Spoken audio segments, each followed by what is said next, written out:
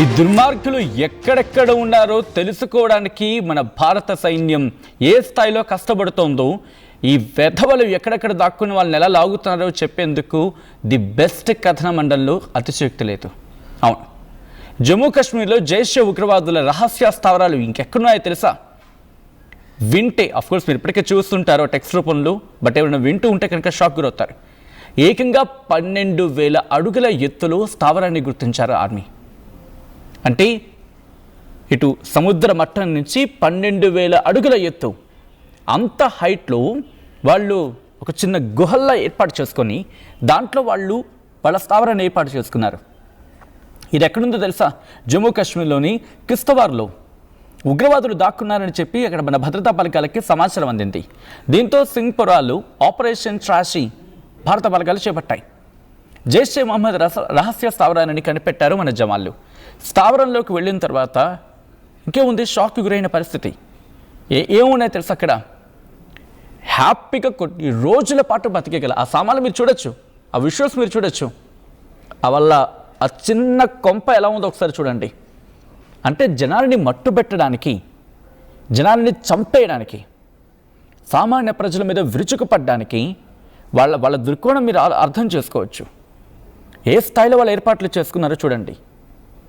12,000 అడుగుల ఎత్తులో ఒక చిన్న గుహను తవ్వుకొని ఆ గుహలో, ఆ స్థావరంలో బట్టలు, గ్యాస్ సిలిండర్లు, ఆహార పదార్థాలు, పప్పు దినుసులు, బియ్యం, గోధుమ పిండి, అన్నీ, దుప్పట్లు, ఆ చిన్న బొరియలో, ఆ చిన్న కన్నంలో ఏకంగా 4 ఉగ్రవాదులు దాక్కున్నట్లు ఆర్మీ అనుమానం వ్యక్తం చేస్తోంది.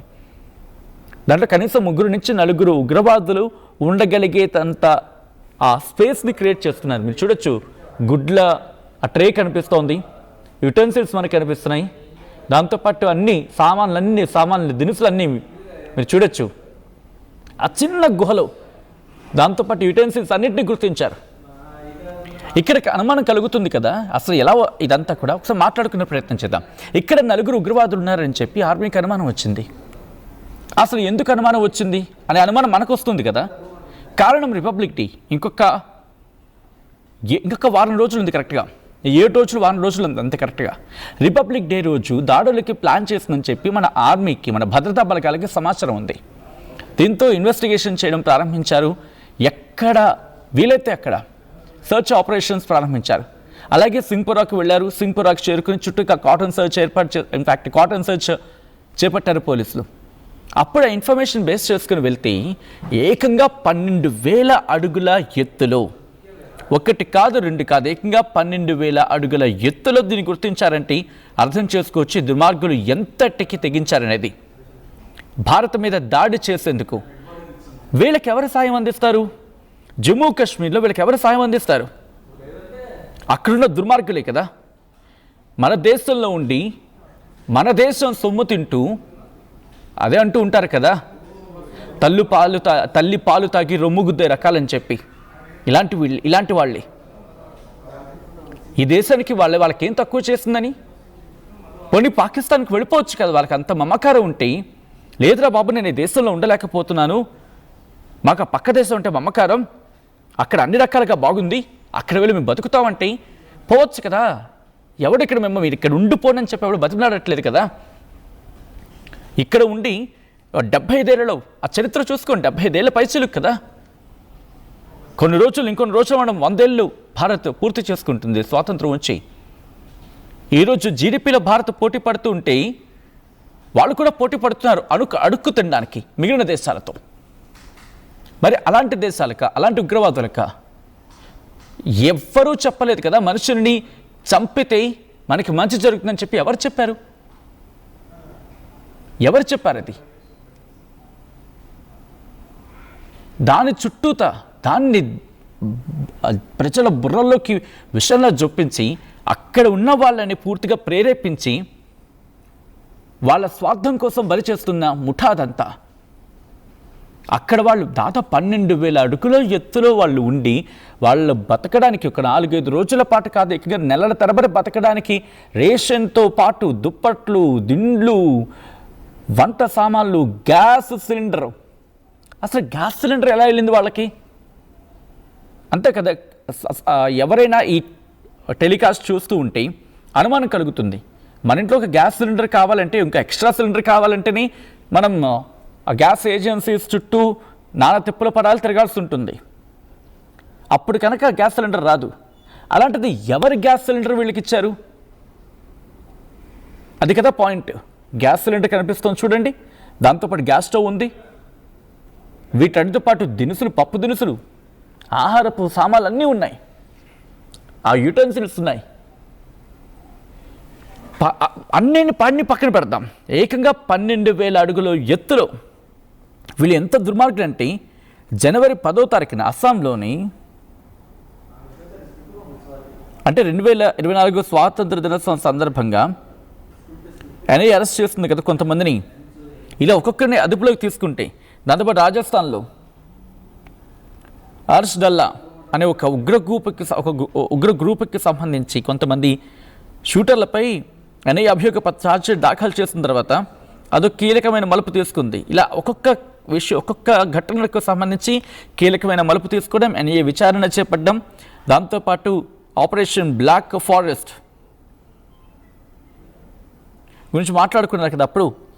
అంటే మావోయిస్టులను మట్టుబెట్టే సందర్భంలో ఎటువంటి ఆపరేషన్స్ని స్పీడప్ చేసిందో దానికి మరిన్ని రెట్లు వేగంగా ఇప్పుడు ఆపరేషన్ చేపడుతోంది భారత సైన్యం. మరి ముఖ్యంగా 12,000 అడుగుల ఎత్తులో వీళ్ళు మకాం వేశారంటే అర్థం చేసుకోవచ్చు. ఇది ఎవరిది? జైషే మహమ్మద్ ఉగ్రవాదులకు సంబంధించిన హైడౌట్. ఆల్టిట్యూడ్ దాదాపు 12,000 అడుగుల ఎత్తు ఆల్టిట్యూడ్లో ఇది గుర్తించడం అసలు బహుశా I have to say one thing, మేరీ భారత్ మహాన్, జై హింద్, జై భారత్, జై జవాన్.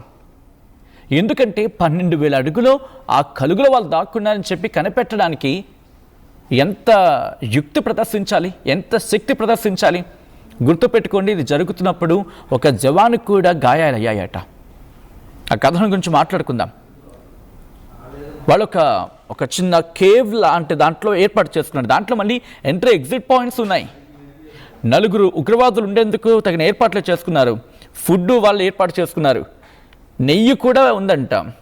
అలాగే పప్పు దినుసులు, దుప్పట్లు, వంట గ్యాసు, ఇవన్నీ కూడా వాళ్ళు ఏర్పాటు చేసుకున్నారు. ఇదంతా సింగపురాలోని ఛత్రు అనే ప్రాంతంలో ఇది ఏర్పాటు చేసుకున్నారట.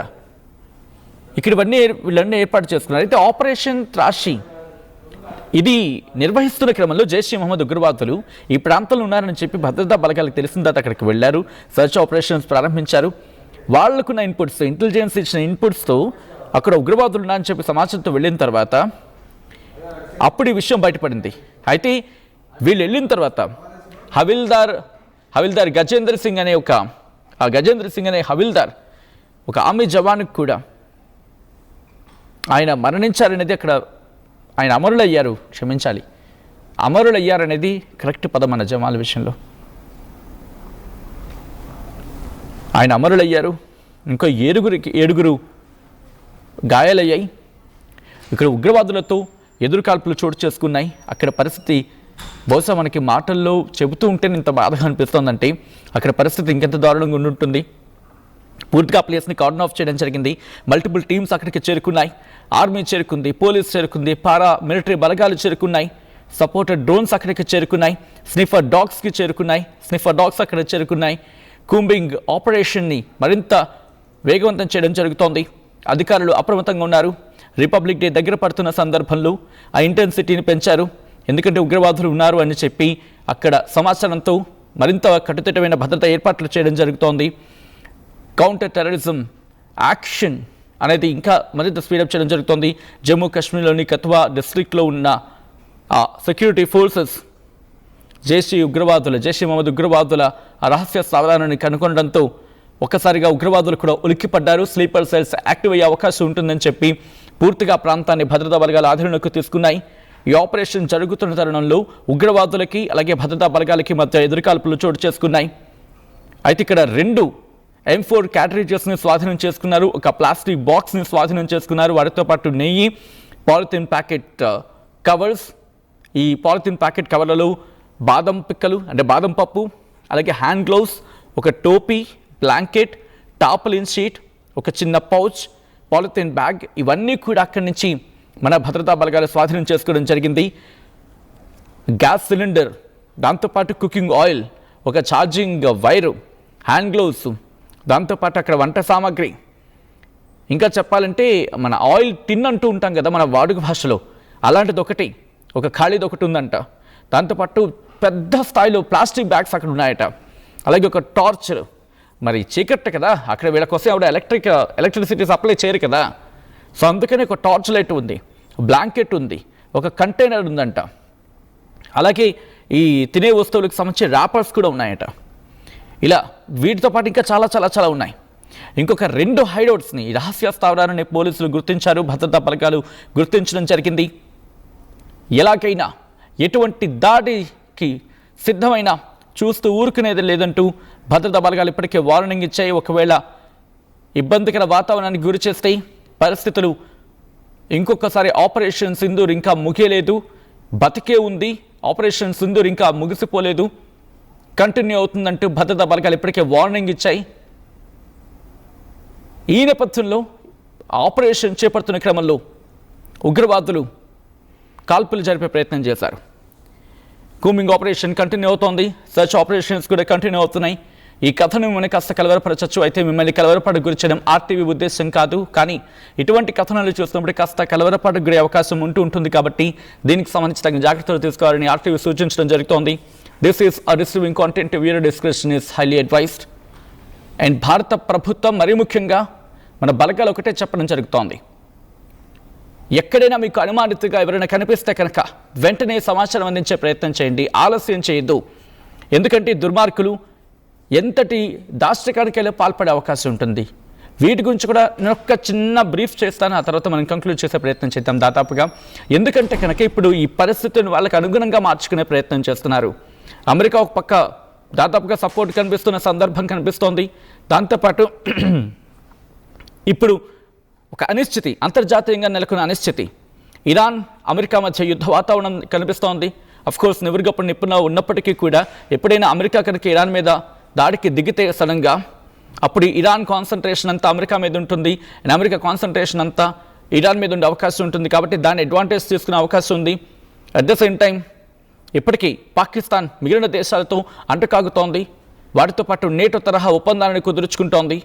అందుకనే భారత్ కూడా ఆచితూచి అడుగులు వేస్తోంది. ఒకవేళ భారత్ మీద దాడి కనుక పాకిస్తాన్ చేస్తే అప్పుడు భారత్ ధీటైన జవాబు ఇవ్వచ్చు. బట్ ఆ ధీటైన జవాబును ఎదుర్కోవాలంటే పాకిస్తాన్తో పాటు మిగిలిన దేశాలు నేటో కూటమిగా మాట్లాడుకుంటున్న సందర్భం ఉంది కదా, ఆ తరహా. సో వాటిని ఎదుర్కోవాలి కాబట్టి వాటికి ఆలోచనలకు తదనుగుణంగా నడుచుకుంటోంది. సో ఇప్పుడు మన భారత్ ఆచితూచి అడుగులు వేస్తున్న క్రమం. సో పాకిస్తాన్ దీన్ని అడ్వాంటేజ్ తీసుకునే ప్రయత్నం చేస్తుంది. కానీ ఇప్పటికే వార్నింగ్ ఇచ్చిన సందర్భం, పాకిస్తాన్ కనుక ఇప్పుడు పిచ్చి వేషాలు ఇస్తున్నా, పిచ్చి పనులకు పాల్పడినా వెంటనే ధీటైన జవాబు చెబుతుంది భారత్, దేనికైనా సిద్ధం అంటూ కూడా సంకేతాలు పంపించింది. మరి ఇప్పుడు కశ్మీర్లో జైషే మహమ్మద్ రహస్య స్థావరాలు బయటపడ్డం, కూంబింగ్ ఆపరేషన్స్లు, ఆ ఎదురు కాల్పులు చోటు చేసుకోవడం చూస్తూ ఉంటే కనుక వీళ్ళేదో పెద్ద ప్లాన్కే దిగారనేది అర్థమవుతోంది. ఈ కథను మిమ్మల్ని కాస్త కలవరపరచవచ్చు, అయితే మిమ్మల్ని కలవరపాటు గురి చేయడం ఆర్టీవీ ఉద్దేశం కాదు. కానీ ఇటువంటి కథనాలు చూసినప్పుడు కాస్త కలవరపాటు గురే అవకాశం ఉంటుంది కాబట్టి దీనికి సంబంధించి తగిన జాగ్రత్తలు తీసుకోవాలని ఆర్టీవీ సూచించడం జరుగుతోంది. This is disturbing content, video description is highly advice. చరిత్ర సృష్టించినోడు ఇప్పుడు ఆ చరిత్రని తిరగరాయబోతున్నాడు. అబద్ధాల గోడల్ని బద్దలు కొట్టి నిజాలను రాగా మీ ముందుంచబోతున్నాడు. నిజమైన వార్తల కోసం వెంటనే డౌన్లోడ్ చేసుకోండి రా యాప్ని.